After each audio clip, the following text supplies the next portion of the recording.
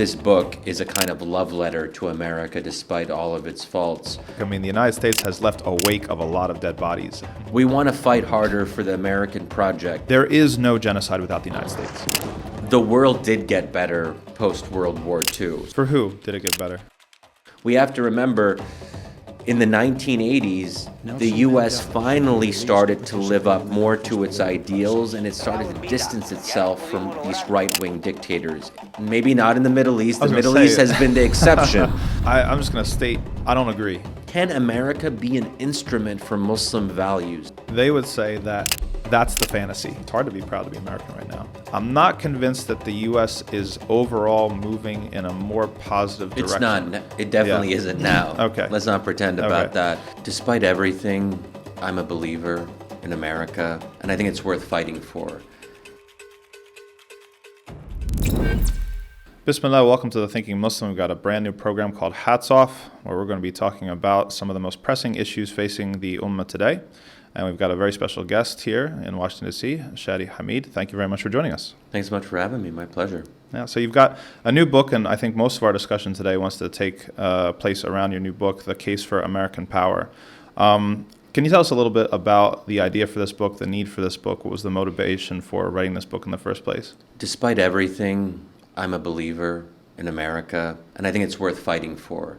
And I think that message is especially important now. I mean, so many young people, progressives, Arabs, and Muslims are losing faith in the American project, understandably, considering our role in Gaza enabling a genocide. So I think that it's a time of reckoning. And I guess there's two different paths you can take. You can actually lose faith completely and say that America will never get better and America is a failed endeavor. I think that is a kind of dead end, and we'll talk about that.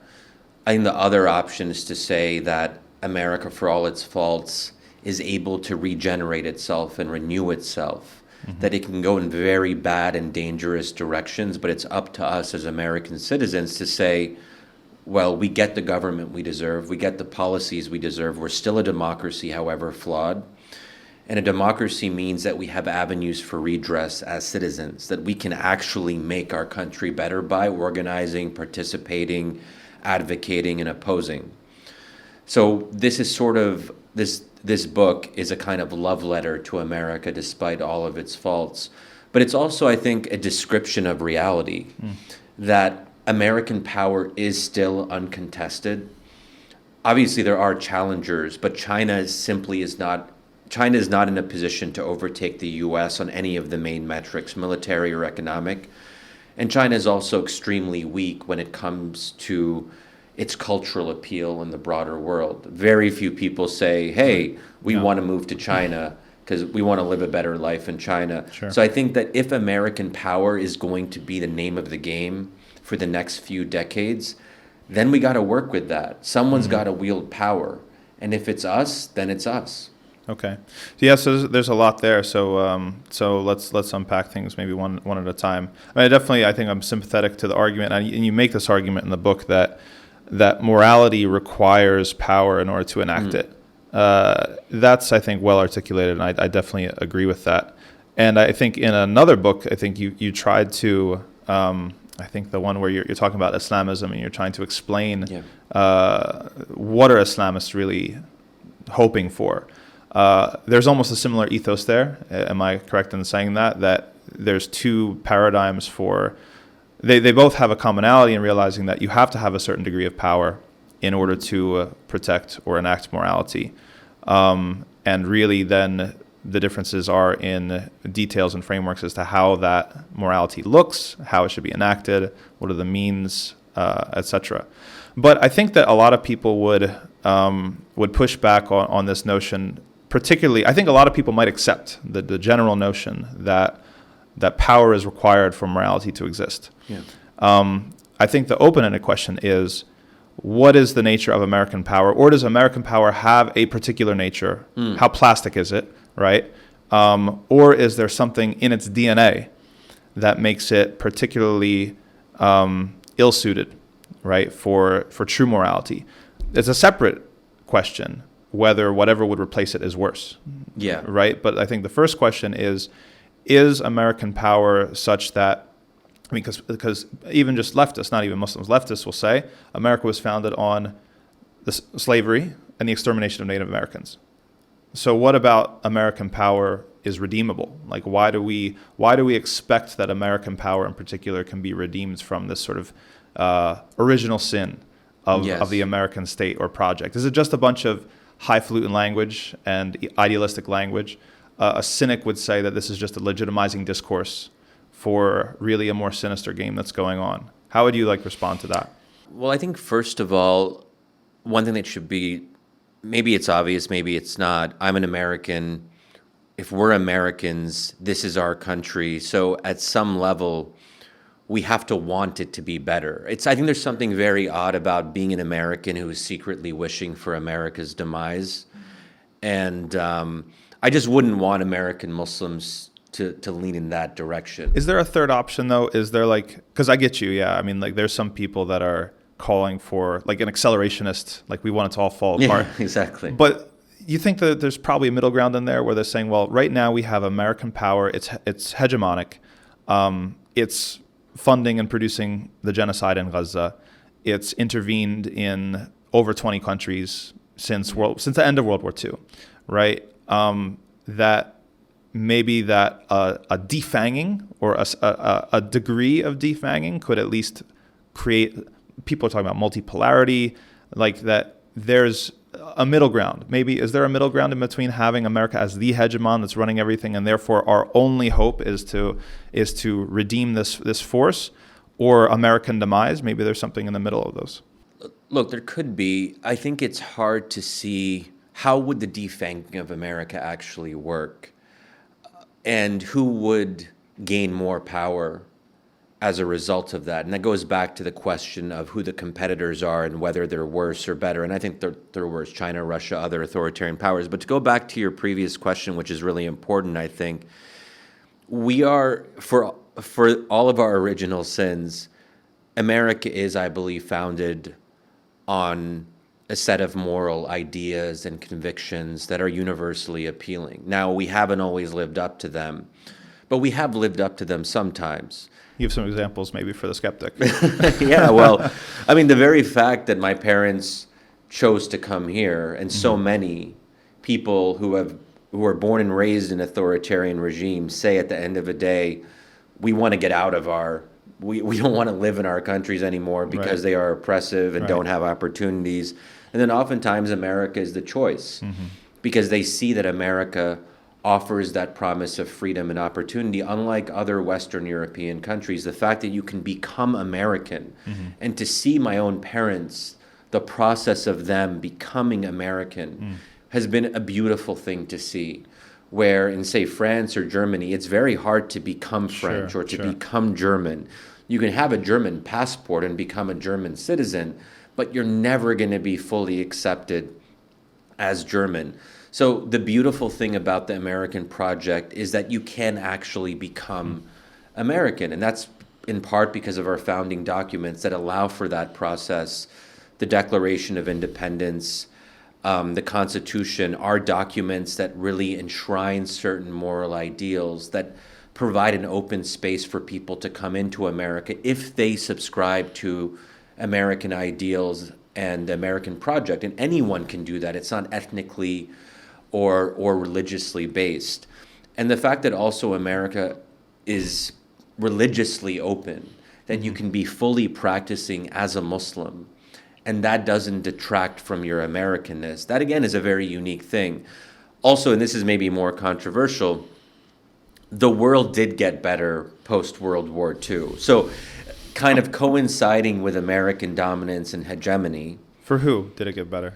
Oh, for the world more broadly. You think, I mean, the whole, if you look at just the incidents, and I lay this out in the book, the preponderance of battlefield deaths, of interstate wars, of violent conflict more generally, all of that declined significantly post-World War II because there is this growing American hegemon, but especially when the Soviet Union falls and you have one hegemon, one superpower.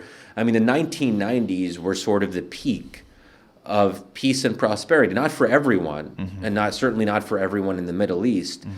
But if you actually look at what happens, just the third wave of democratization, as you probably well know, that we reach a peak of about 53% of the world, 53% of the total countries in the world being democracies. And it's dropped a little bit since then, but it still hovers at around 50%. At the end of World War II, it was just about 8%. Why did that happen? We have to ask ourselves why that happened. Because there was a powerful America that was appealing to a lot of the world, and there was a demonstration effect where people had two choices. You could either go in the direction of the Soviet Union and communism, which wasn't very appealing to most people, and then there was this kind of this beacon, let's say. I should say the beacon didn't, again, this should go without saying, but in case people don't know much about me, I've been very critical throughout my career about the fact that we didn't live up to those ideals during the Cold War. We supported right-wing dictatorships throughout the developing world, Latin America, Asia, Africa, and the Middle East. But we have to remember, in the 1980s, the U.S. finally started to live up more to its ideals, and it started to distance itself from these right-wing dictators. Maybe not in the Middle East. The Middle East has been the exception. But in much of the developing world, we started to put pressure, whether it's dictators in the Philippines, Brazil, Chile. There started to be a positive move in saying that we went too far. We did really bad things during the Cold War. Now we're going to try to atone for our sins. And then there were these democratic transitions throughout the developing world partly because of American pressure. Assalamu alaikum wa rahmatullah. This is your brother Mazen Mukhtar, the CEO of Baitulmaal.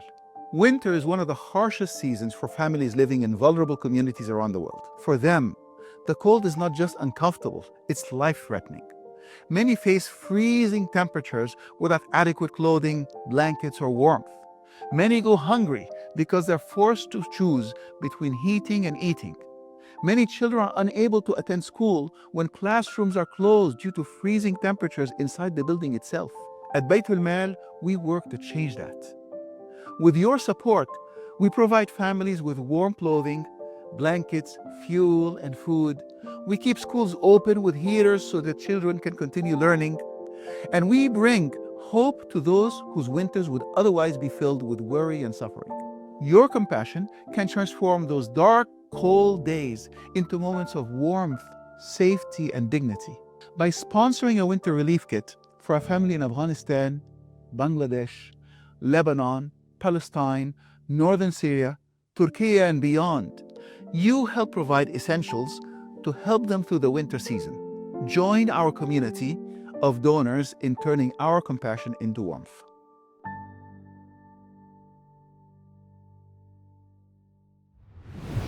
Okay, I'm just going to state I don't agree, but this is very important to wade through all this, and there's a lot of threads that are open. I'm going to try to keep track of them in my head.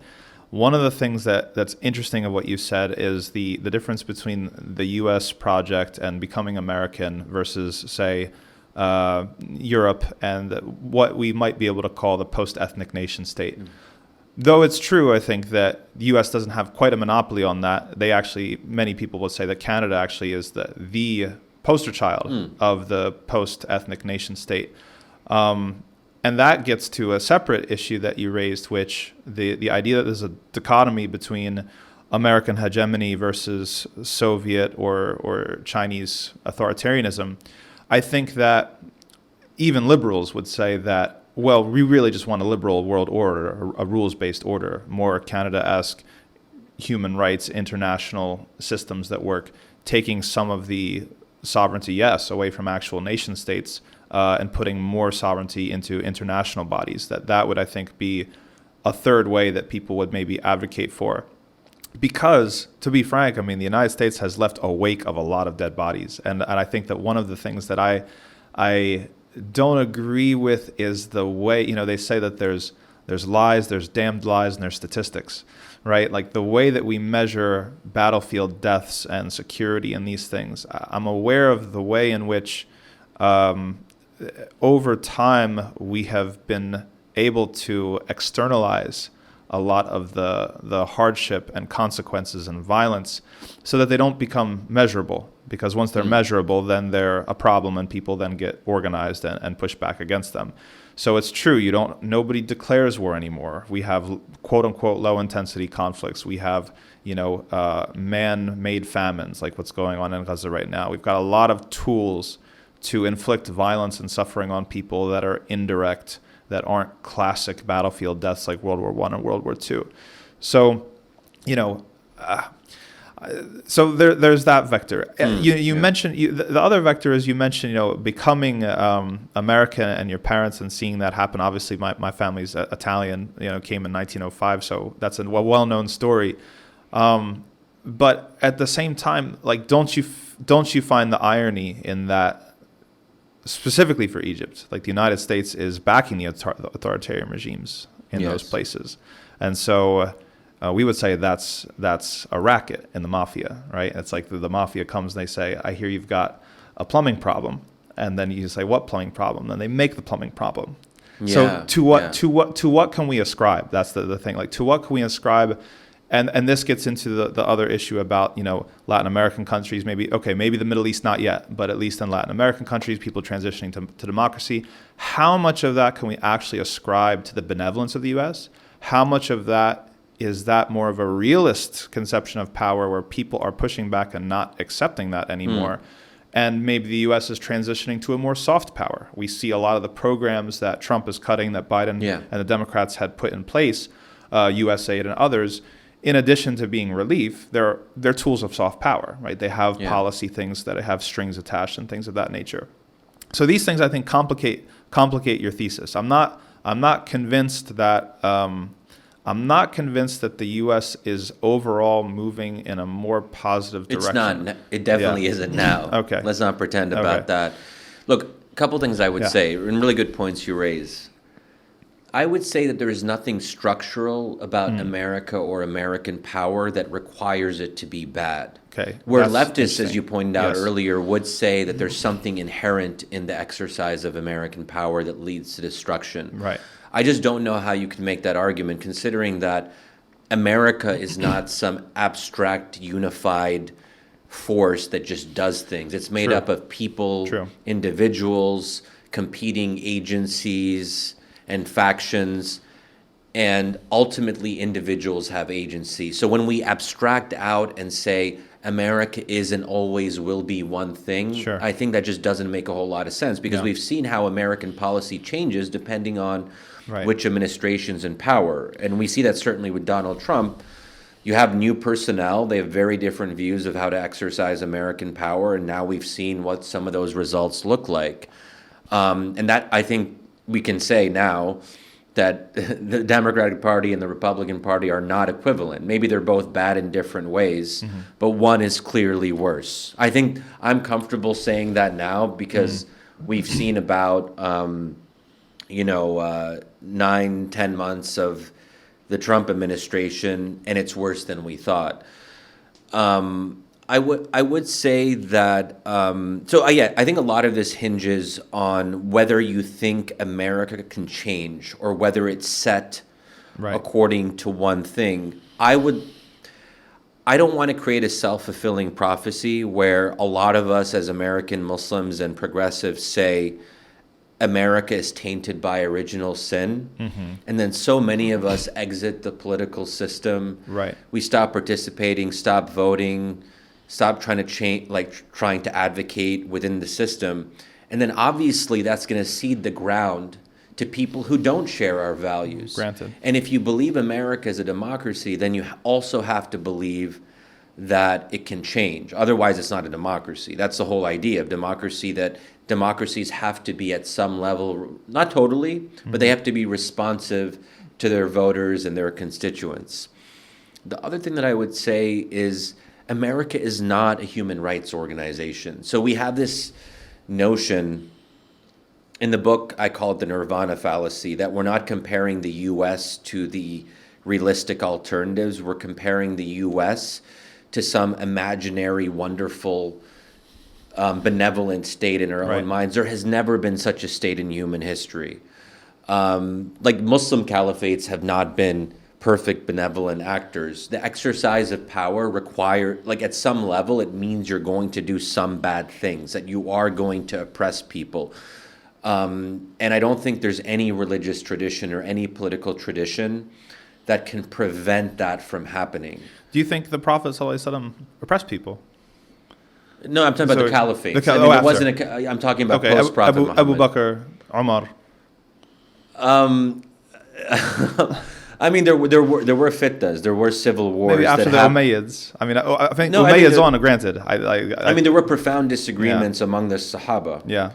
And they did fight against each other even before the Umayyads. You see, even theoretically, like there is a possibility to oppress because no one is infallible. Yeah, is exactly. That's what I'm saying. Okay. Yeah, I mean, obviously it's a spectrum, right. And I think the four righteously guided caliphs were among the peak of humanity. Mm-hmm. But were they 100% perfect? No. They recognize that. So I think there has to be a sort of acknowledgement of there is something fallen about this world. Not to use overly Christian language, but if sin is inevitable, and at some level we as human beings, as mere mortals, will be broken by sin. Mm-hmm. We try to aspire to be better, but we're never going to achieve perfection. That's something we have to accept in this world. And I think that that's a hard thing for us to accept. Yeah.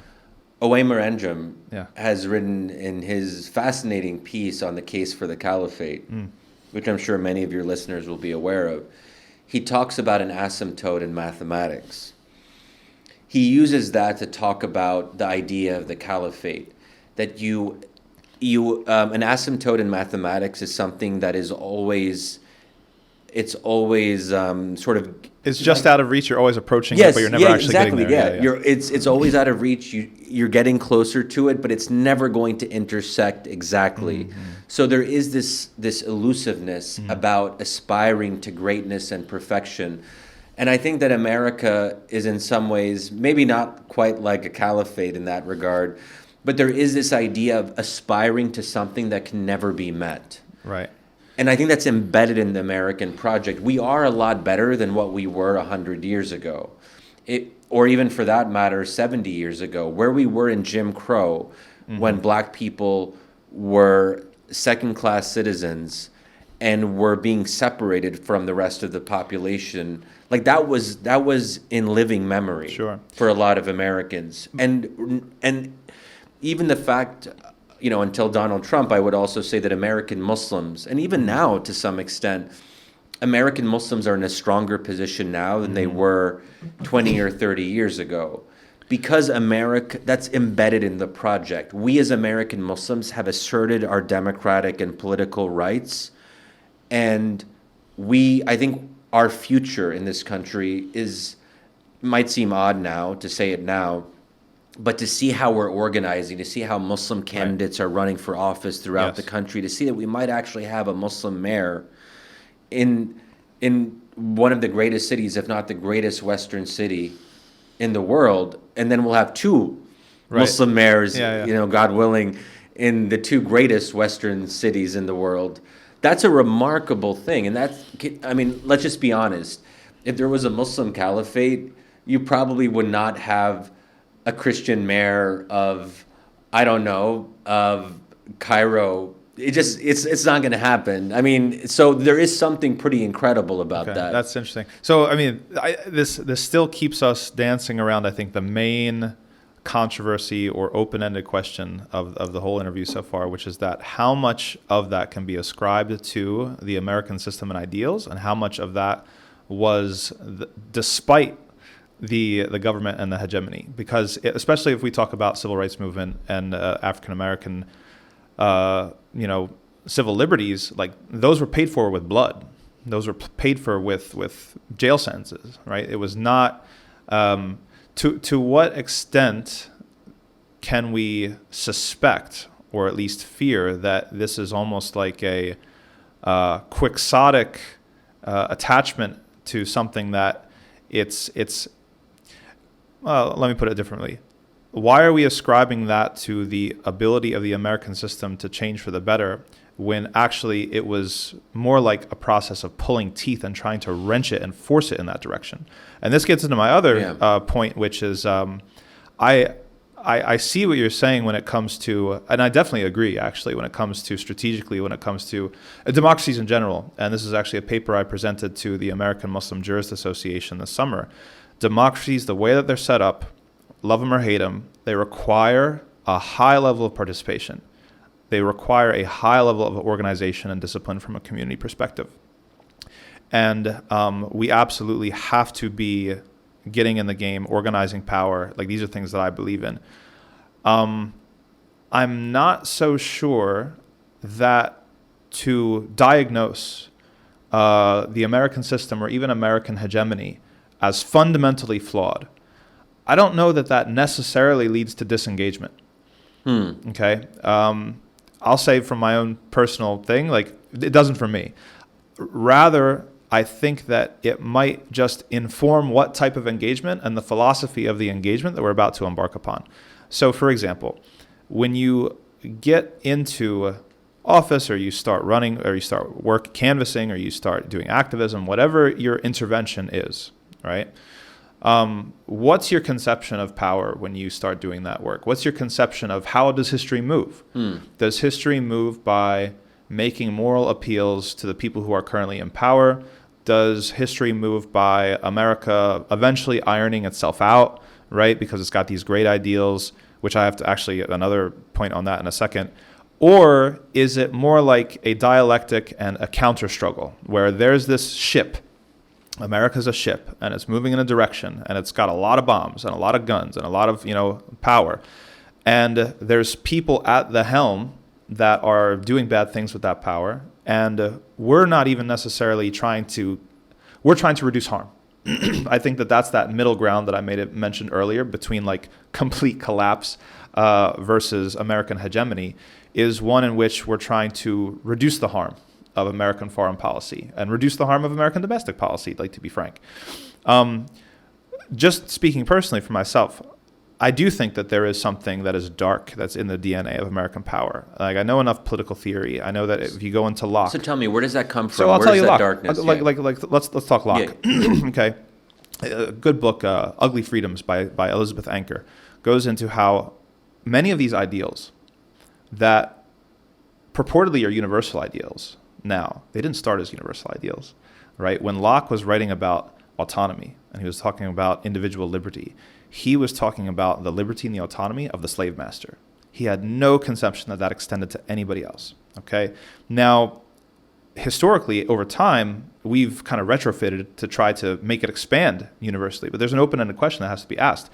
Can that type of freedom, and we scale it to society, does it work for everybody? Like, is this something where, or is there something that is still tainted in this original idea that makes it insufficient or inadequate for justice, which is what we all want. We all want justice. We may disagree about how we get there and what are the ideological tools and the conceptual tools and the philosophy that we need to ground our action in.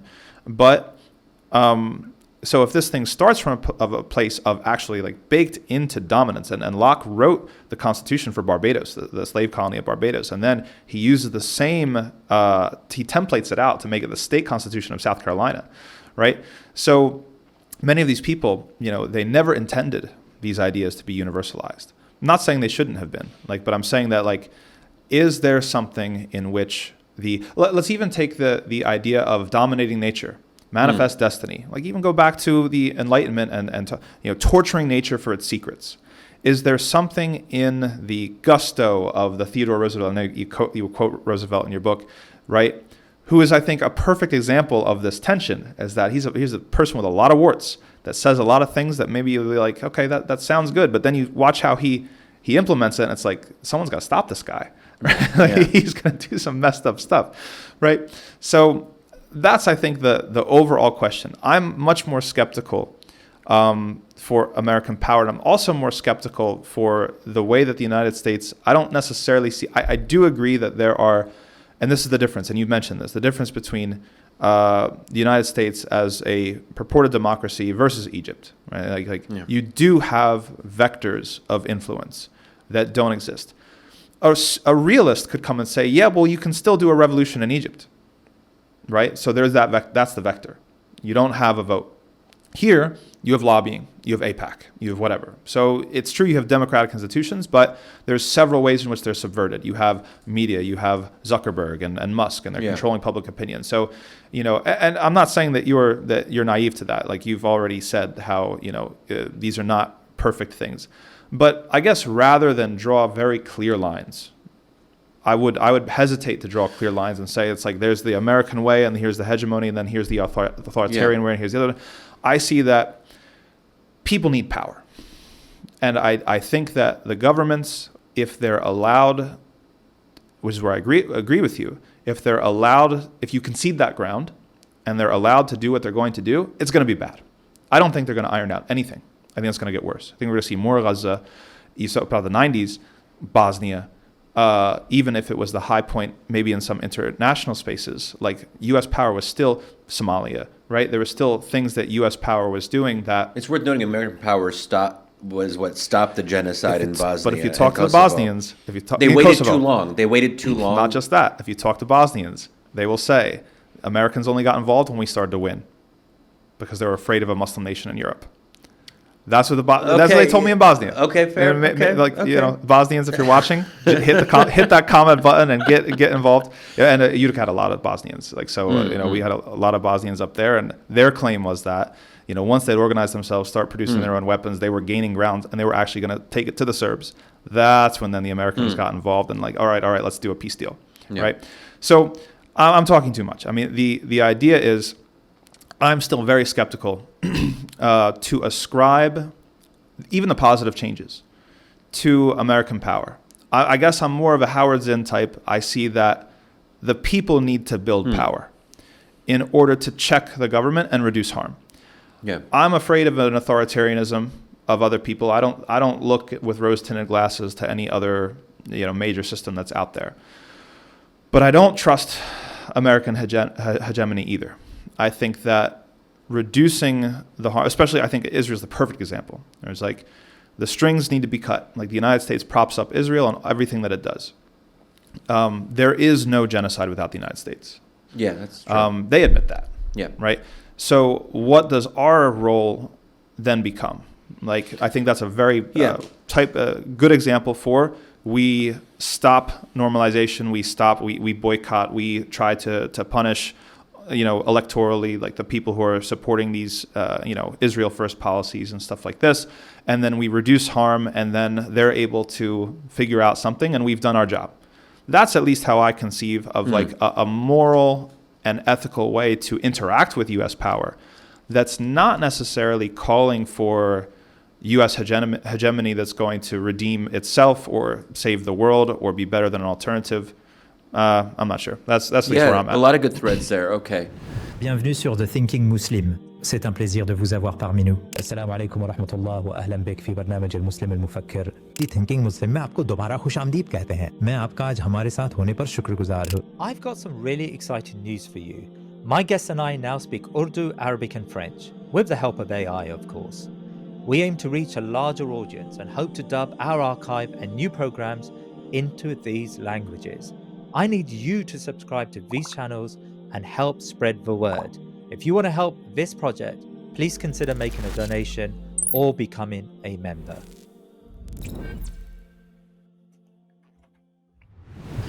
Well, on the civil rights struggle, I would just say that civil rights icons, Martin Luther King, Medgar Evers, that whole movement, at least the more sort of the non-Malcolm X side of the kind of civil rights struggle, was much more about appealing to American values and American constitutional protections and seeing that as a fulfillment of the founding documents.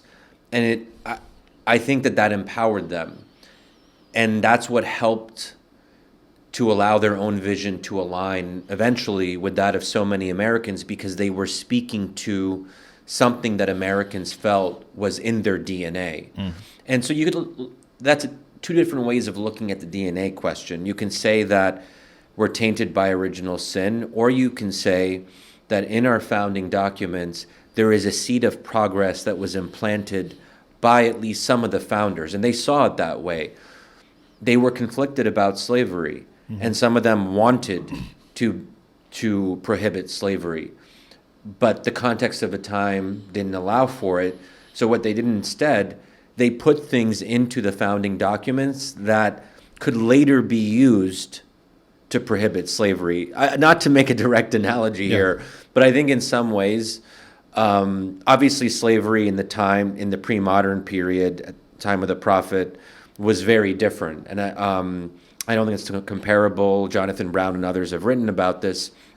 But I do think there's something similar, that if a context does not allow for the full prohibition of slavery, then what Islam did, it provided the seeds of the liberation of slaves and their manumission.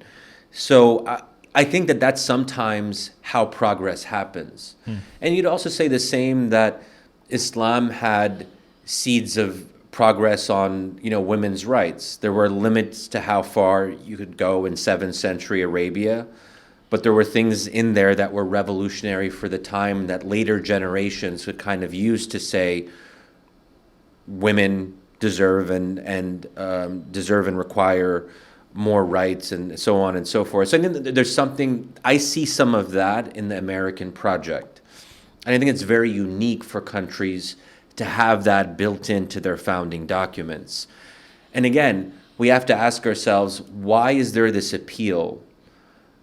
How has America been able to tap into the moral imagination of so many people over time, even those who end up leaving America? I mean, I mentioned this in the book, James Baldwin's famous quote, and he left America for Paris. He's just like, I'm done with this. But he said, I love America, and it's for exactly that reason that I insist to criticize it perpetually. So there is something about loving America and criticizing it. And that's what so many of us have done. And not to say that I'm like James Baldwin, but I do think I'm inspired by that message. We care. If we didn't care, we wouldn't be having this conversation. Exactly. And that's why we should be, as American Muslims, and this also troubles me. In the book, I do mention a lot of statistics and polling on this. Younger Americans, when you ask them if they're proud to be American, the numbers have plummeted to record lows. It's hard to be proud to be American right now. But that's the problem that I'm trying to point towards. Why? Is it really that hard? This is our country. I think it's hard.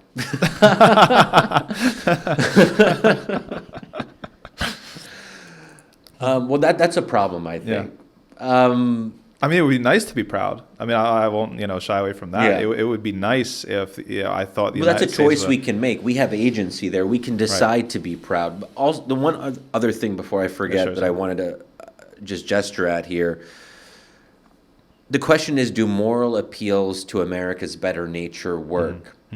Even now, during the genocide in Gaza, it is pretty. It's not nearly enough, but it is vague. It's somewhat encouraging that almost half of the Democratic caucus in Congress is now calling for blocking bombs to Israel and suspending military aid. It's the Progressive Caucus, which is about 100 members, and they're speaking forcefully on this as a collective group in Congress. It shows that the work that so many of us have done over the past 2 years, the organizing, the speaking out, despite all the odds, the message is getting through. And the Democratic Party is shifting. That, despite the fact that we're completely outnumbered when it comes to, donations to AIPAC versus donations to whatever the equivalents are in the kind of Arab Muslim progressive space, that tells me there is something about being American that's like, wow, you know what? We can't, we have ideals, and And there's a disconnect. There is hypocrisy. We recognize our own hypocrisy. And that we have to find a way to close the gap between the ideals we claim to believe in and the reality. And that's animating a growing number of Congress people and policymakers and politicians, even in the Republican Party, to see someone like Marjorie Taylor Greene calling it, being one of the first lawmakers to call it a genocide. It's not just one, I mean, Democrats are a lot better on this, but still, even within MAGA, within the Republican Party, there is a sense that we shouldn't be we shouldn't be facilitating the killing of all of these people. And again, that shows that there is progress. It is, at least the public discourse in America on Israel, Palestine, and Gaza is better now than it was 2 years ago. It's better now than it was 10 years ago. And that tells me something important about who we are as a country. This is just simply unsustainable. But at the end of the day, it's going to be up to us to kind of conclude that change. And my hope is that in 10 or 15, what I want my book to be, I mean, God will, like, inshallah, this would be wonderful. If I can get it in the hands of enough young people and Muslims and progressives where it kind of awakens something in them, where they say, you know what, actually, we want to fight harder for the ideals that we believe in. We want to fight harder for the American project. But for that to happen, they have to get over their sort of, self-hatred might not be the best phrase, but I do think there is a bit of self-hatred sometimes. I mean, this has happened so many times with me when I'll say something like, I'll use the word love to describe my relationship to America, which I think is totally reasonable. You should, like, I think for a country as great as ours and for a country that has given so much to my family, love is precisely the right word. But then, especially white liberals will say that, they're like, Shadi, what, you just say love? You love America? Like, love. And yeah, and someone's got to make the case for it. And I'm maybe not the person you would expect to make the case for it, you know, a brown Muslim who's been very critical of American foreign policy. My entire career has been built on my criticisms of American foreign policy and what America has done to the Middle East and supporting dictatorships. So, and I should say too, I mean, I wrote parts of the book before October 7th, and then I had to reckon with, do I feel comfortable with my own argument post October 7th? And I had to wrestle with that. That was hard for me. And I'm like, how can I go to my fellow Arabs and Muslims and make a case for American power? There was also a debate in my own head and with the publisher about what the best title would be. I had mixed feelings about the case for American power, but ultimately I felt that if I'm making a case, I got to own it. And I shouldn't hide behind euphemism or sort of downplay my own arguments. I wanted it to be in the title ultimately, because that's what I'm making. I am making a case for American power. I do think American power, at least for the rest of my life, this is maybe another interesting thread. In 100 or 200 years, maybe there's an argument that there could be some like hypothetical, I know Muslims would like to think this, like some Muslim caliphate that could be an alternative. That's not going to happen in our lifetimes. It's not viable, and this is where I disagree with Uwais Anjum. There is no realistic case for the caliphate for the time being. So does it really help us to fantasize about something that won't happen? Or do we work with what we have? What we have is American power. Let's work with that and within that and try to make it better and try to make it an instrument for Muslim values in some ways. Can America be an instrument for Muslim values, the things that we believe in as American Muslims? They would say that that's the fantasy. And that even though the caliphate is maybe far off, the ummah is alive, right? And but that's just just a funny reversal. But there's an irony here, which is I think there's a similarity in between some of the things that you and I are calling for, but we get there for very different routes and ways. Going back just to a second, I want to get more on the moral conundrum of having to write a book that spans, pre-October 7th and post-October 7th, because I'm sure there's a lot there. And actually, I had to do the same thing, though my book was not calling for American power as a history book, but just the emotional and psychological difficulty of writing anything with what we've witnessed. But first, there's an argument that people have made, and some sociologists and historians, that the Malcolm X's and the Black Panther parties were the whole reason that American society eventually made a deal with the Martin Luther Kings. That rather than being opposing forces, that they're complementary forces, one of which forces power to the table to negotiate. So again, this is how we conceive of power. I think discursively, I can imagine an argument for what you're saying, which is that this is aspirational.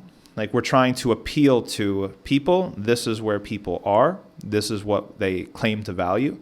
And so we want to speak through that and with that in order to mobilize a certain action. I can, in a instrumentalist way, I can get behind that.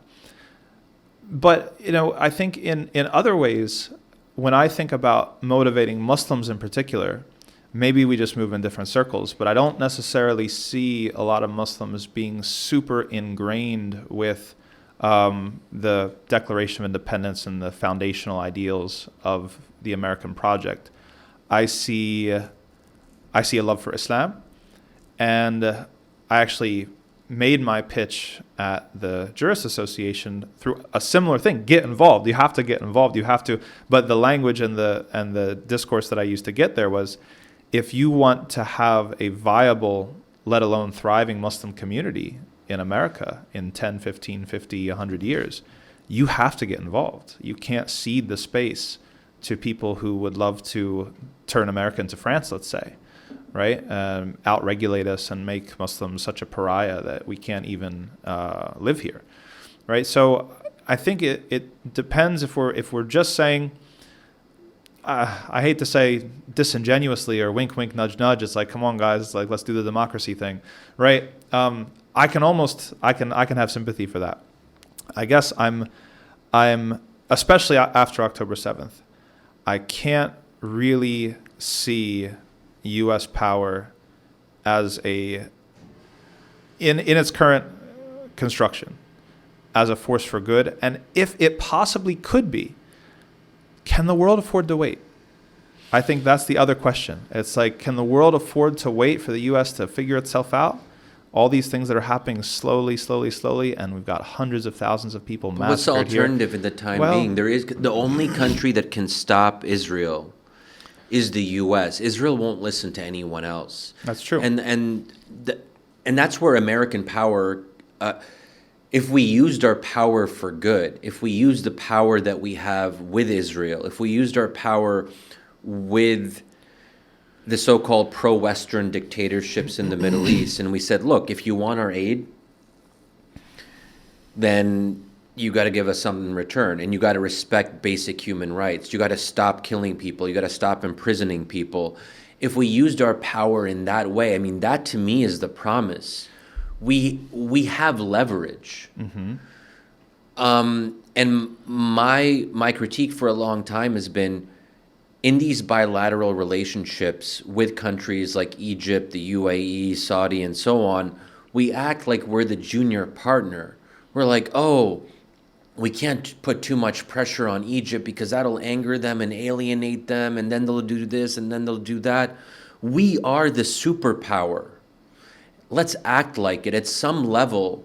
That if we could fuse that sense of confidence and security with our own power and say, don't mess with us. But you said yourself that it's also a function of the quality of the individuals that we have. Yeah. So imagine the individuals we have now adopting this attitude. But that's why it's good that more American Muslims are going into government. Right. And I want to see more of that. But I also did see a sense of loss of faith towards the end of the Biden administration, where even some of my Muslim friends who were in the Biden administration saying, we're done. Yeah. we don't know how we can do, like, we can't do this again. And how I want them to find ways to get back into government when there's a new democratic administration. It's going to take time. There has to be patience. And we are a religion of patience. We have to accept that there won't be victories right away. This is a long struggle. And that's how we got to think about it. Will it take 10, 15, 20 years? Perhaps. And I should note that I think the Zohran Mamdani model is a very impressive one. And it does sort of harken back to Martin Luther King and the civil rights struggle, this idea that you have to be impeccably presented. He always wears a suit. He's not using foul language. He's not sounding like a militant. There's a kind of idealism fused with pragmatism with someone like him. And that model, it's a delicate dance. But I think that is the model that Muslims should take inspiration from. Like, we have to be on our best game. We can't be saying things that are just like crazy and alienating and that are not in line with the American ideal. Once we start talking, like once we go into America is bad, America's like the founding has like this touch of evil, like the kind of woke stuff that we heard a lot from, 2016 to 2022, that kind of peak woke period, if you will, that put off a lot of Americans. And that led to a real backlash. Americans don't like it. No. When you speak so negatively about the American founding, it just doesn't have a big audience. I do agree, and actually I've developed a lot of messaging around the idea of redemption, and I think that Islam is unique in that it offers redemption for anybody, like even Trump, even anybody that you hate, could be redeemed with repentance and contrition and these sorts of things, which is very anti-woke, right? Yeah. I was just going to brand you and tar you and feather you. But I think the sticking point here is still about when it comes to power, that I can imagine other alternatives. And you ask, like, how could we get a particular policy change in Israel or in the Middle East? I can think of other ways to do it without American power and the U.S. throwing around its superpower weight. Like, even sometimes, because there's presence and there's absence, right? Look at what happened in Syria. Look at the Syrian revolution. I think it was an interesting situation in which the lack of political will for the United States to get involved and the lack of political will for Russia to get involved created a sort of opportunity there, right? So sometimes if the U.S. had been more heavy-handed in its involvement, I think it would have been worse. Not to say, I know that the jury's out on Shara and everything that's going on, and people are concerned about normalization and what's going on. We'll see how things develop. But I do think that there's a concern that even if we just say where the U.S. is right now, especially concerning the Middle East, whatever it gets its hands into, it usually doesn't end up very well.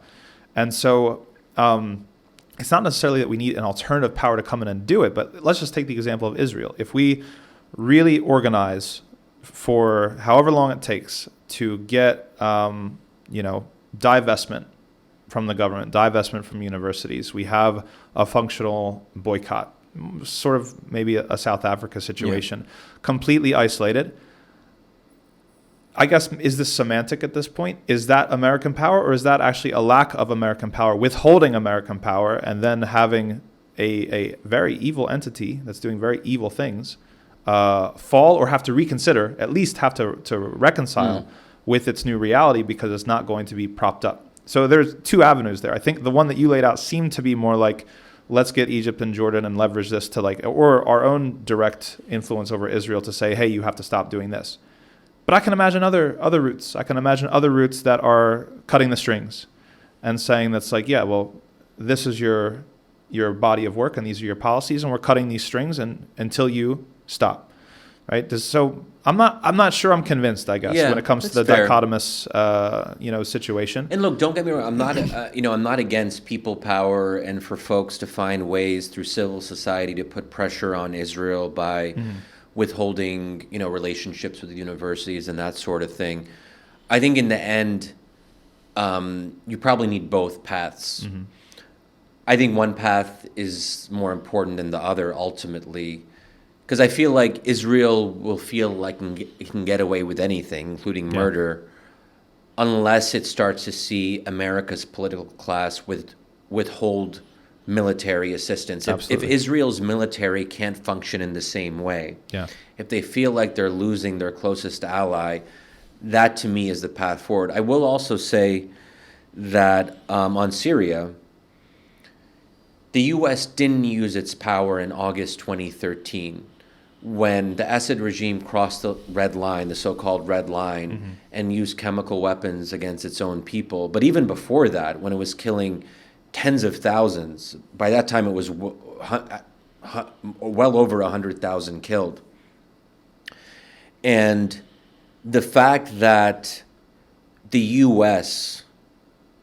just kind of stood back and allowed that to happen, Syrians themselves were calling for America to step in, and they were surprised when America didn't. Because when Obama said Assad must go, people thought maybe he means it, like maybe he'll do something, maybe it's not just rhetoric.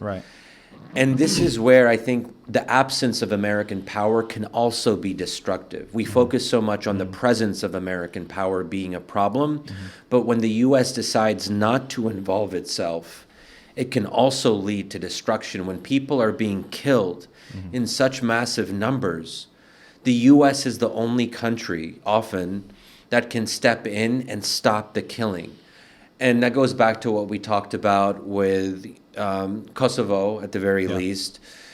And I would even say the first Gulf War, when Kuwaitis were being killed, when Kuwait was being occupied, there was no other country that was going to be able to stop that.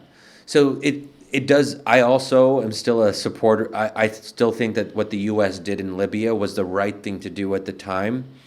There was already mass killing under Gaddafi. It was about to get worse. Gaddafi was moving into Benghazi, and then the U.S. and its allies stepped in and prevented Gaddafi and his forces from killing. I think that Libya was very likely to become something similar to Syria under Assad. It's not great now, and there's an ongoing civil war, but if you actually look at the number of fatalities, it's multitudes less than what we saw in Syria, where over 500,000 were killed.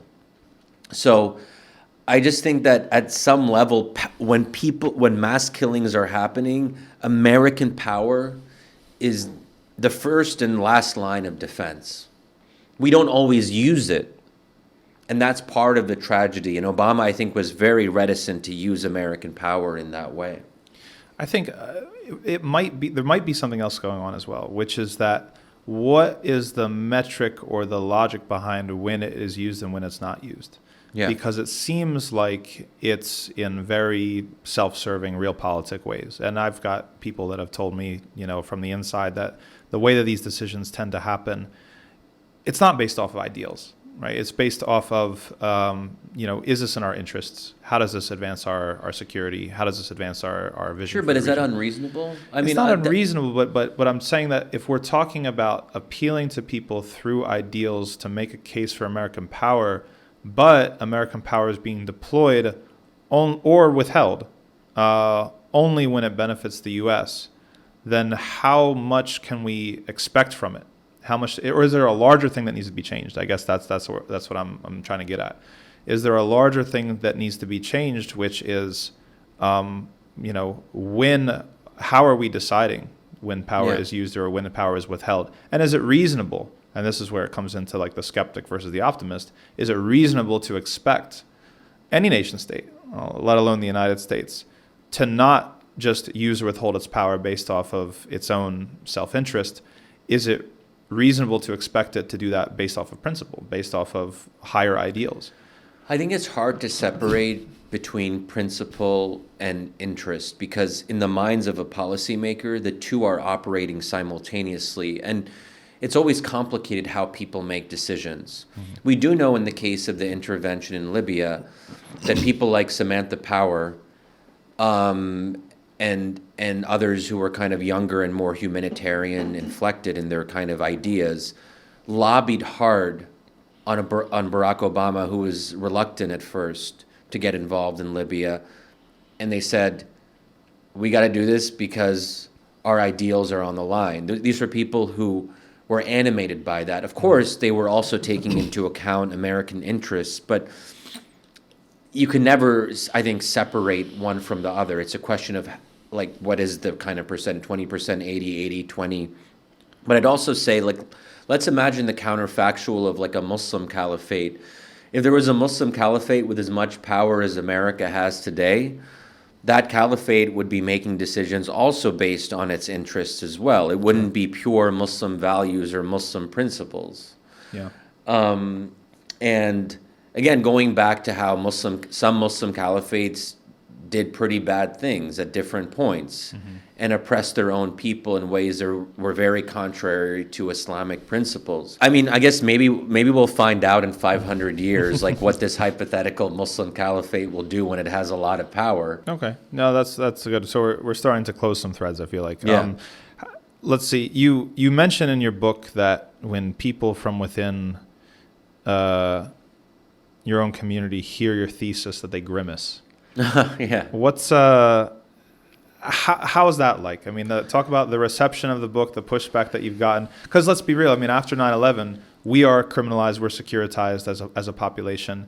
There have been people who, I mean, some of the Holy Land Five are still in jail. You've got political prisoners. You've got people who have been intimidated and targeted and trapped by FBI and things like that.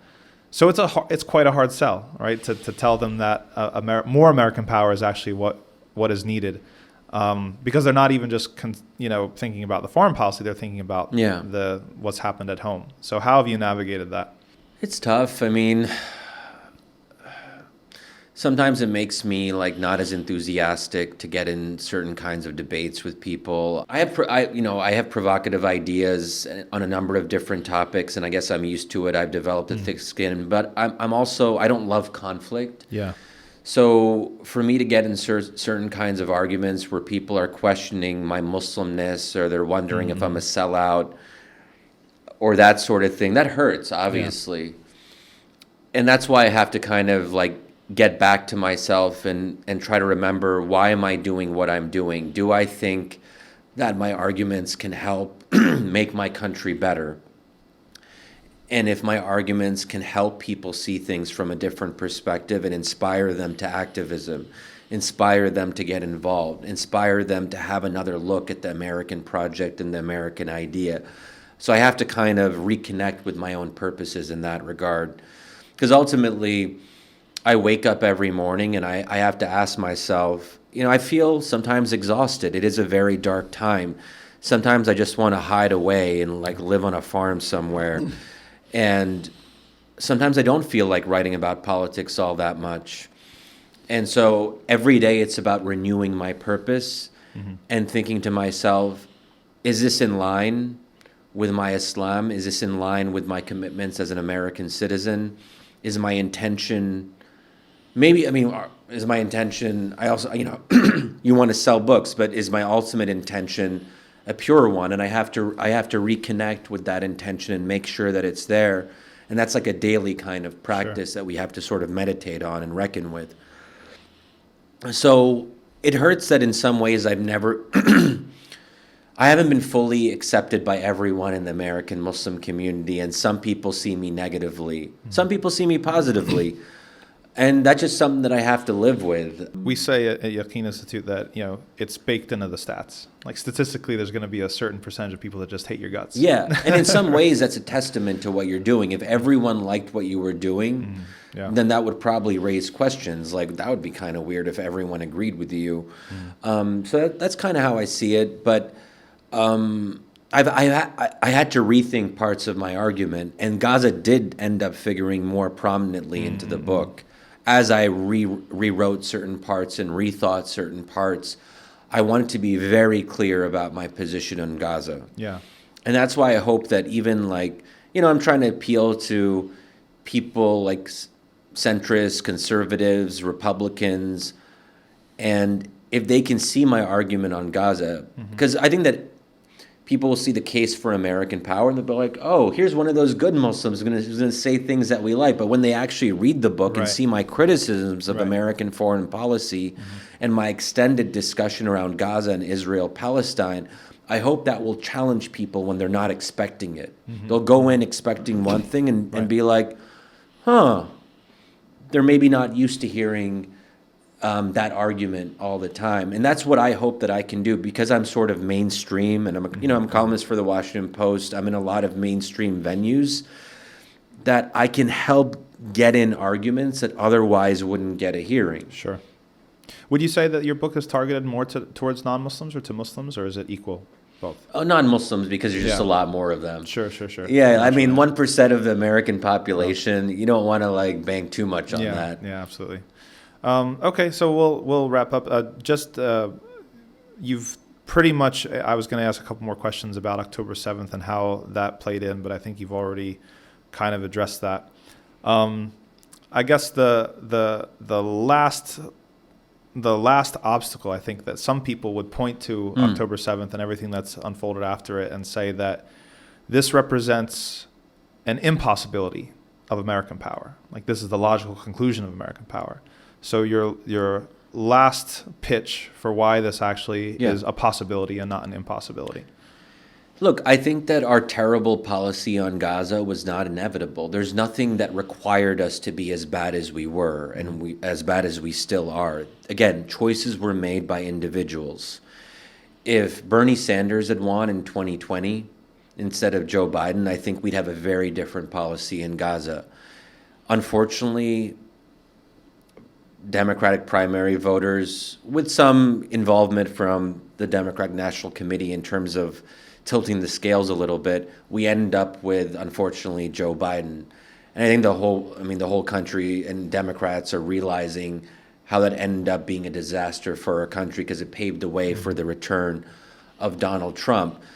But it happens to be the case that Joe Biden was ideologically committed to Israel in a way that made him very blinkered on these issues. He had this fantasy of an Israel that no longer exists, because he's super old and he has this of like Israel the underdog from the 1960s and 70s. Those were his formative years in terms of understanding what Israel was. And there were other people, some of his top aides, who unfortunately were maybe morally compromised in their views. It could have been different, in other words, if there were different figures, different individuals at different times making different arguments. So there's nothing intrinsic about American power or about the structure of the American government that requires pro-Israel people to always be the ones making the final decisions on these questions. And it's totally plausible that in 10 or 15 years, there could be a Democratic candidate for president who's actually motivated by these questions and has a deep and abiding sympathy for the Palestinians and wants to do something about it. That's where Democratic voters are. So if you want to be responsive to your own voters, your own base, your own constituents, you're going to have to be somewhat critical of Israel. If you're an unquestioning apologist of Israel, you're probably not going to win the Democratic nomination in 2028 or 2032 or whatever. So that, to me, is a sort of rejoinder to the structural argument.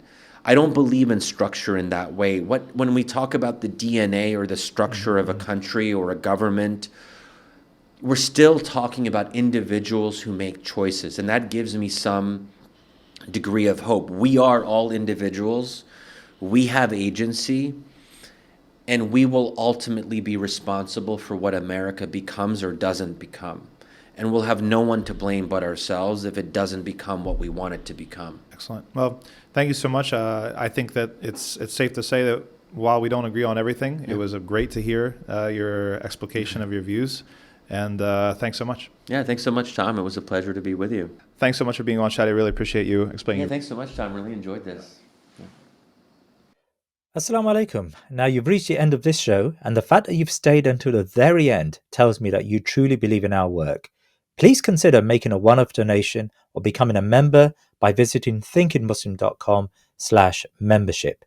Now, your contributions give you exclusive behind-the-scenes access and the ability to ask questions to our guests, and monthly calls with myself, my team, and our guests like Sami Hamdi. Jazakallah khair, and keep us in your du'as.